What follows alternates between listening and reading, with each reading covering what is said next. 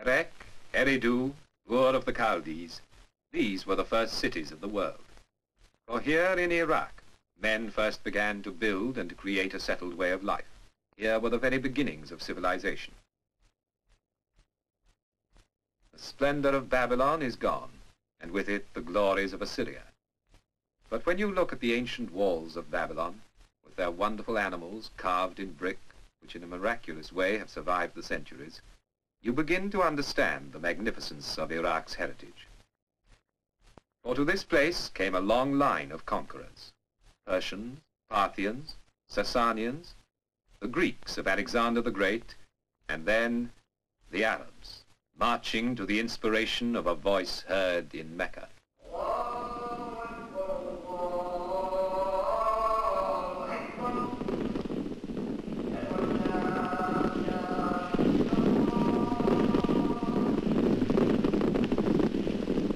Here, beside the waters, in a land made fertile with irrigation, the life of Islam flourished for more than 600 years.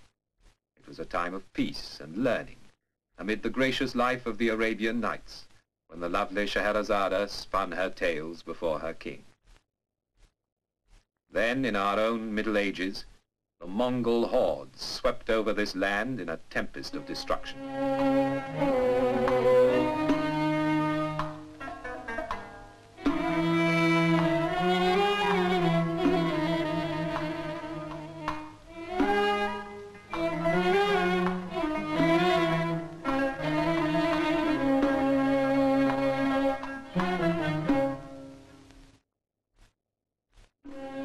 The people of Iraq became like Cain, wanderers upon the face of the earth, and the desert reclaimed the land that men had made fruitful.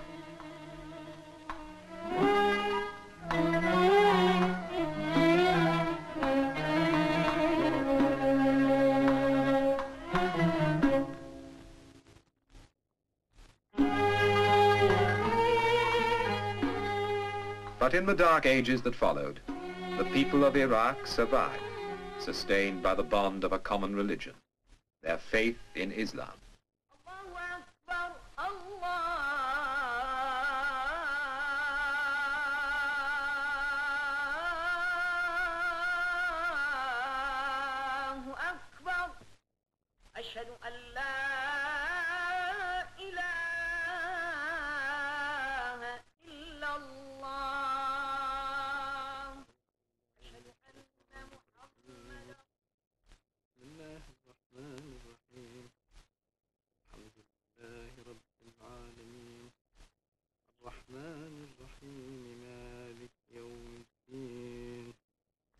Almost 700 years later, Iraq regained her independence.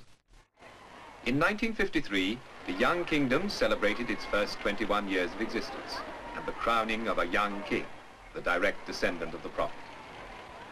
The coronation opened a new era in the life of the people of Iraq, listening to their king humbly pledge himself to their future.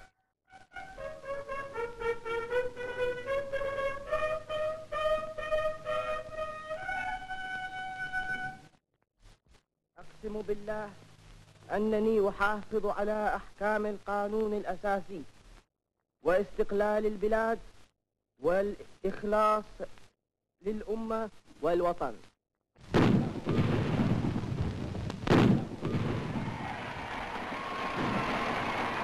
King Faisal's reign began in an atmosphere of warm goodwill, of confidence in the future and pride in what had already been achieved. In the first 21 years of Iraq's independence, modern industries have taken root. Most important of all, great irrigation schemes have been put in hand to control the waters and lead them once again over the arid plains.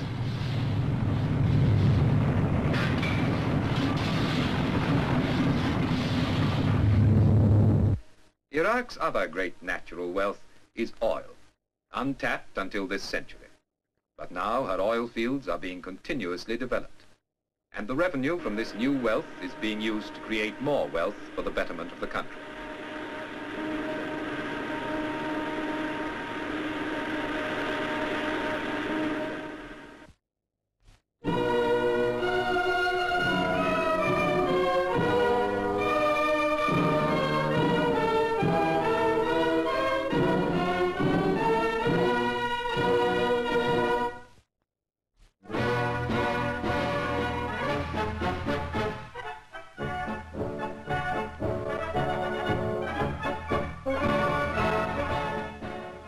protect these first fruits of her far-sighted planning and enterprise, Iraq has built up a first-class fighting force, highly disciplined and well-equipped.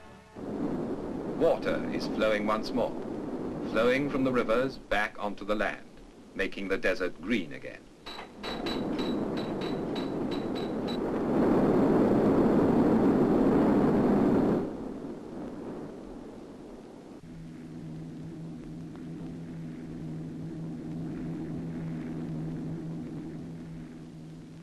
Agriculture is thriving.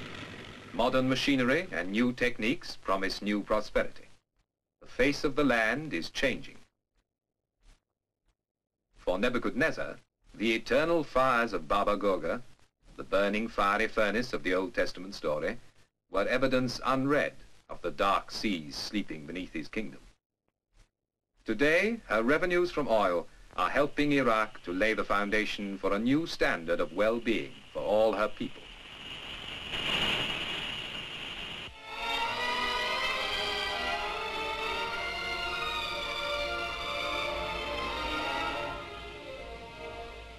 The young people of today know that life for them is going to be different and better, far better than it was for their fathers. Their fathers had to tramp for miles through the dust of summer and the winter's mud to the few primitive schools of their day. Now new schools and colleges are giving the youth of the country a proper start in life.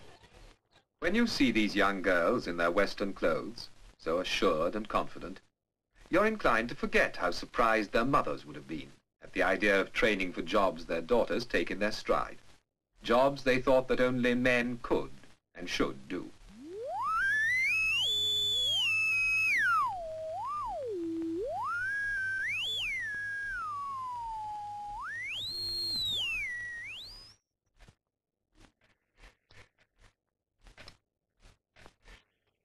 Now girls, as well as the boys, can take up almost any profession they choose and know they've a good chance to succeed. For all these young people now, there is the chance of a good education and of good health, the primary needs of any people. And it's natural that with all these modern developments, the women of Iraq are breaking away from their traditional style of dress, unaltered for centuries, to wear the practical, comfortable clothes that are right for this new life. It's a turn of events significant of wider change, of a more liberal attitude to life, of a greater interest in the arts.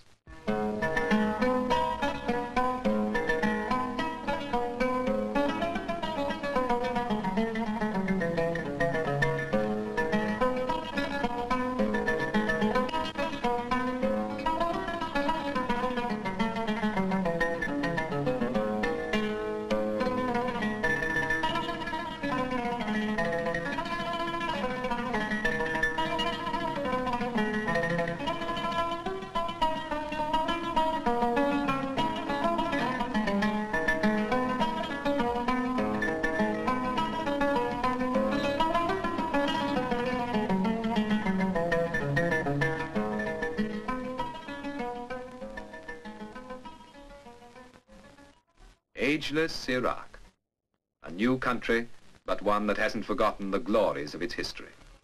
A country that is now emerging from the shadows of its past to a future bright with promise, ready to inherit its true place at the center of the Middle East.